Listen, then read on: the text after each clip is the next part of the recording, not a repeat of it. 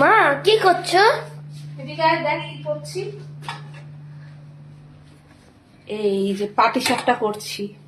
রিম্পা দিদির বিয়েতে গেছিলাম না, তুই যে আপেলটা নিলি মামামের কাছ থেকে, মিঠু মনার কাছ থেকে, সেই আপেলটা দিয়ে ক্ষীর তৈরি করেছি, বুঝেছিস? আপেলটা দিয়ে ক্ষীর তৈরি করে সেটা দিয়ে পাটিসাপটা করছিস। তুই ভালোর ওখানে গেছিলিস না, ভালো তোকে পাটিসাপটা করে খাইয়েছিল। ইয়েস। তুই তারপরে বললি না মা ভালোর মতন পাটিসাপটা করে দাও আমাকে, তার জন্য দেখ, এই দেখ, এই দেখ, এই দেখ এখানে পাটিসাপটা হয়েছে, এই দেখ ক্ষীর, দেখেছিস? আমি দেখ গোলা করছি, আবার দেখ এদিকে আবার আর একটা দিয়ে দিই। এটা কি? তোমার খুব পছন্দ না পাটিসাপটা? ইয়েস হ্যাঁ, ইয়েস।